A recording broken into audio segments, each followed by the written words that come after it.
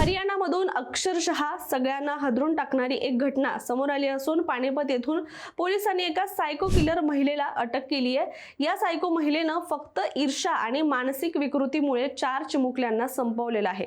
धक्कादायक आणि विकृतपणाचा कळस म्हणजे या सायकोनं स्वतःच्या पोटच्या मुलाची सुद्धा हत्या केली आहे आणि याचं कारण ऐकून पोलिसही हादरलेत। आणि ते कारण होतं की ही मुलं गोड आणि सुंदर दिसायची, ज्यामुळे ती सगळ्यांचं लक्ष वेधून घेत होती, जे तिला सहन होत नव्हतं।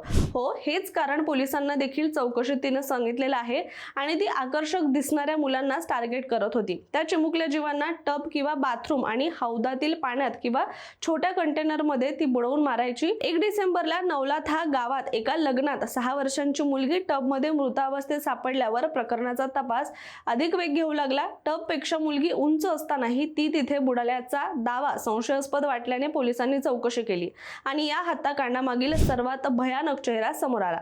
याशिवाय 2023 मध्ये तिने नंदेच्या मुलीला, त्याच वर्षी स्वतःच्या मुलाला, 2025 मध्ये भाचीला आणि 1 डिसेंबर 2025 रोजी मेहुण्याच्या मुलगी विधीला बुडवून मारलं होतं आणि कारण एकच होतं की सुंदर दिसण्याच्या मुलांचा हेवा वाटत होता।